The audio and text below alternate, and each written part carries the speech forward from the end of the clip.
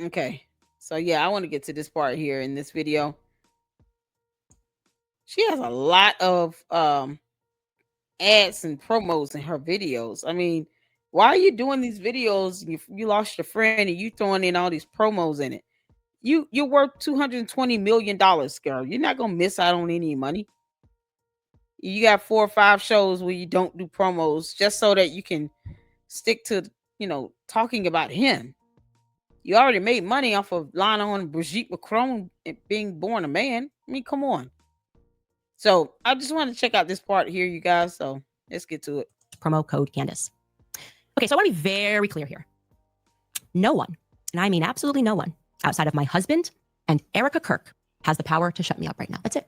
2 people. If you gotta make an appeal, you gotta go to them, okay? That's what I just said is meant to be a dig to the donors that are making frantic calls, trying to politic this situation under control because they know I'm telling the truth, okay? Frantic calls from Seth Dillon. Oh my God. The truth is that Charlie was under immense pressure and he was facing financial threats over his shifting stance on Israel, over who he was hosting, from his podcast to people that were on stage at America Fest, Dave Smith, Tucker Carlson. That is reality, my friends. Again, want those people to know your money means nothing to me. I already said no to it. That's why I don't care to be in those circles. Make me persona non grata. I know what I did wrong. I looked you in your face and I said no to your money, okay? Don't push me or I will name more names. What happens in the Hamptons is not going to stay in the Hamptons, okay? Bring in our movie poster. I know what you did this summer, okay? Got to add Josh Hammer's face to that poster as well because suddenly everybody's talking. So let's buckle up for some more indisputable facts, okay? People that were at this weekend soiree in which Aaron Wexler sent out some of the invitations to, they're confirming that Charlie was pressed. Now, this was a multi-day weekend, but they're all like, at every layer, Charlie was facing pressure, questions from... Hold on, let me go back. What did she say? Grata, trying to politic this situation under control because they know I'm telling the truth, okay? Frantic calls from Seth Dillon. Oh my God. The truth is that Charlie was under immense pressure and he was facing financial threats over his shifting stance on Israel, over who he was hosting, from his podcast to people that were on stage at America Fest, Dave Smith, Tucker Carlson. That is reality, my friends. Again, want those people to know your money means nothing to me. I already said no to it. That's why I don't care to be in those circles. Make me persona non grata. I know what I did wrong. I looked you in your face and I said no to your money, okay? Don't push me or I will name more names. What happens in the Hamptons is not going to stay in the Hamptons, okay? Bring in our movie poster. I know what you did this summer, okay? Got to add Josh Hammer's face. This is something else. It's like making this more salacious than it needs to be, than it should be. Now you have this movie poster thing up here. Come on. How does this have anything to do with Charlie Kirk's death? I mean, seriously, it's like a segue into here's more things that I don't like about the Israeli prime minister under the guise of me being angry about his death. And yeah, the Israeli prime minister had to do something. Like, this is only going to get you so far, Candace. That poster as well because suddenly everybody's talking. So let's buckle up for some more indisputable facts, okay? People that were at this weekend soiree in which Aaron Wexler sent out some of the invitations to, they're confirming that Charlie was pressed. Now, this was a multi-day weekend, but they're all like, at every layer, Charlie was facing pressure, questions from Seth Dillon. There's no way around that truth that they were not happy with his position, his modified position. I have it on first-person account that on the first day of the retreat, of which there were smaller meetings that took place. And then the retreat itself, Charlie presented and he explained that he felt that it was wrong that he couldn't publicly criticize Israel. He apparently used an example that if he tweeted, and again, we're riffing here, but something along the lines of Charlie said, if I tweeted, I think that Bibi Netanyahu should resign, that he would then be unfairly attacked. And Seth Dillon then allegedly, he pipes up and goes back and forth with him quite aggressively, saying because that would be anti-Semitic. I heard that after Charlie left, Josh Hammer was upset. Josh Hammer, I know for a fact, was a part of the beehive that was swarming him about people that he was having at his conferences. I know for a fact. So if you'd like to dispute that, Josh Hammer, and release your text messages and pretend that you were just chill and supportive and thumbs up, cool. I welcome you on this platform, okay? You are allowed to literally sit next to me and say, that isn't reality, and here's how it all went down. When I was the greatest supporter, and I never cared about who he had, even though I got destroyed in a debate by Dave Smith on his stage, I was cool with that. I love free speech. It's amazing, okay? I'm offering you my platform to do that. And I'm not here. I'm not in the business of smearing, okay? I need answers. And I don't like the fact that people are telling small lies and they're misrepresenting things, okay? Now, as I've said multiple times, what I am uncovering here is a response to what I feel was a severe misrepresentation by Bibi and his echo here in America, of which I would say Josh Hammer and Seth Dillon are part of that echo, okay? I am in no way Did she say I'm not in the business of smearing? Candace, that's all you're doing right now. With 2 world leaders so far. What are you talking about? But she doesn't even speak about Trump this way. But you've gone after Emmanuel Macron and now the Israeli Prime Minister. But you won't stay on Trump's behind about the Epstein files. I'm confused. And you want these people to come on your show and talk to you and explain to you something. Once again, they don't have to do that. They're not legally obligated to come on your platform and answer your questions. This whole self-entitlement to this stuff you're taking away the seriousness of the situation here, of what happened to this kid in front of national television. This is insane. Attacking that narrative and associating it with the events that took place on Utah's campus. But I don't like the lies. Let's attack this lead up. Okay, let's attack this lead up because there's no reason for Bibi to have lied, as I've said many times. We talked about Bill Ackman a lot yesterday. I talked about Bibi Netanyahu, the phone call, the do you want to come to Israel kind of trip kind of thing that to me, as I've experienced, has been a laced threat. When I was going off the reservation of Israel by asking perfectly sensible questions, I kind of got these invites from people like, once you speak to this person, you'll see things. Anyways, Bill Ackman responds to yesterday's episode, okay? And I have it. Hold on. I printed this out. Let me find it.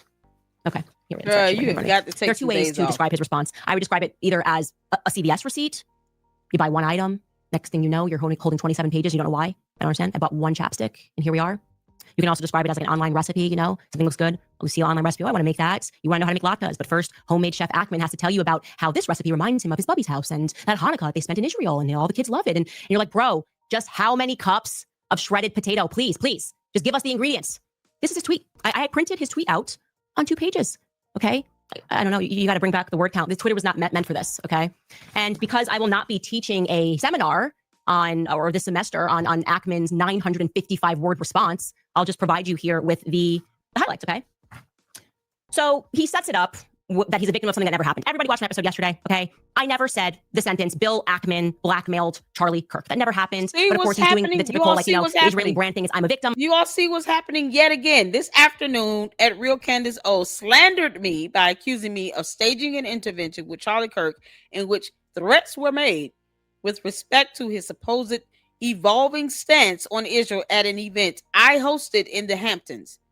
Candace also intimidated that I blackmailed Charlie.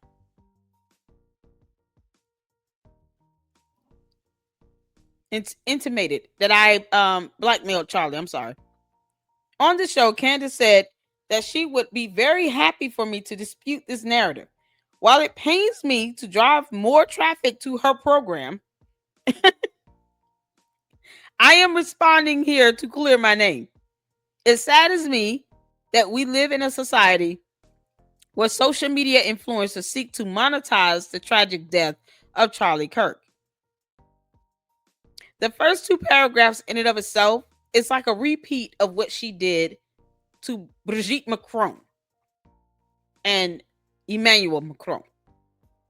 This pattern of behavior is going to be used against her in the court of law because they're going to say, Your Honor, this woman has the propensity to slander and make false statements against individuals in any topic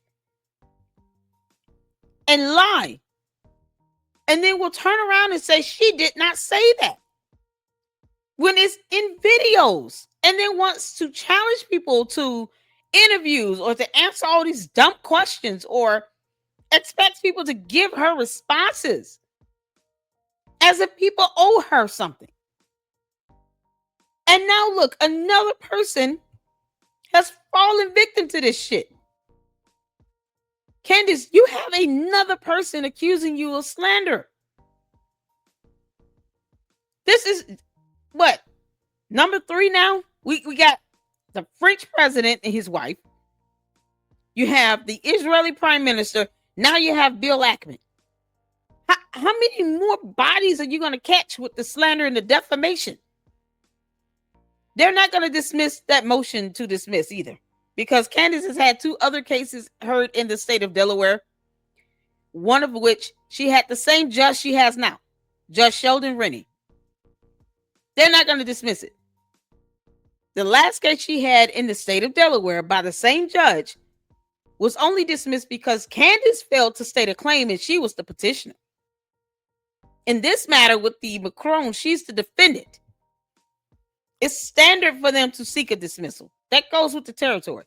But yet and still, she sat in a video and said, they're not suing me because I called her a man, when that is the entire premise of the lawsuit. And now another person is saying you're slandering them. Candace, you got to stop, girl. This is insane. Let me tell you why I'm victims. We just sets it up. I don't know why he's putting these things in parentheses of Charlie's supposed evolving stance. Okay, we can watch clips of that in a little bit. It's crazy. Not supposed, and saying it's supposed doesn't make it so.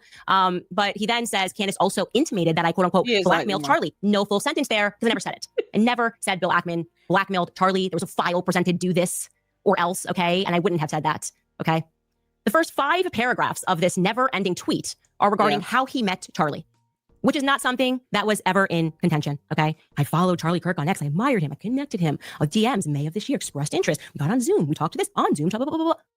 Okay, you just can just delete. Nobody cares. Not a single person cares.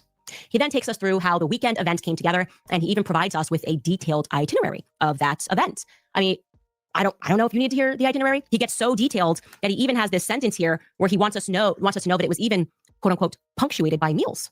Oh, okay. That's good to know that the event, those who attended it, the sessions were punctuated by meals. I don't care, Bill. I literally don't care at all what you ate. I understand there was an itinerary. I just don't care. Conspicuously missing. Okay. And it kind of wraps it up. He's like, in short, this was not an intervention to blackmail Charlie into adopting certain views on Israel. It was nothing of the sort. Okay, buddy, I never said you blackmailed Charlie. I asked you if this moment happened. I asked you about Bibi Netanyahu. I asked you about whether or not there was pressure that was put on Charlie, which the attendees themselves are telling me that this happened, okay? So what's going on here? Also, it's rather conspicuous, given yesterday's episode, and of course he had a big timing here, like, I shouldn't even respond to her, she's so widow. Widow, I just love billionaires. Like, it's just so full of themselves. Their arrogance matches their bank accounts. Like, oh, he's got billions. Let's just take it. Let's just, oh my God, he couldn't do anything wrong. Yeah, you need to answer basic questions. We gave you an opportunity to do that. Conspicuously missing is you not addressing. It's rich people problems. Candace, you're worth $220 million. And that's combining your income and your husband. Plus, he's a whole lord or something. He's got multiple properties in the States. I mean, come on. You're repeating something someone told you through a third party, and yet that source has not been. You don't have to reveal all your sources, but how do you verify the information they're sending you? He's giving context. Charlie Kirk, my understanding, and I'm just reading on the comments here. All right, Cher said Charlie was paid to appear to give his opinions. A lot of people who invited him tried to put limitations on him. He always stuck to his integrity, no matter the threats. There you go. If he's invited to come out and speak, how you doing, Cecilia? And give his opinion and thoughts on things. And let's say they had dinner or something like that. If this information was relayed, all Bill Ackman is doing is giving context to the conversation and giving context to what was going on while they were discussing whatever they were discussing. You want him to come on your show and defend himself. What do you think he would even say if he did that? It would be pretty much the same thing. This is crazy. Man, this is showing some sort of decline here. Wyoming gal said, why would Ackman need to threaten Charlie? I'm sure he was concerned about questions about Israel. Because you can't do that apparently. But Charlie said he supported Israel, so no reason to blackmail. And Manny said, I think her husband put her up to this. It seems like it's getting more salacious than it needs to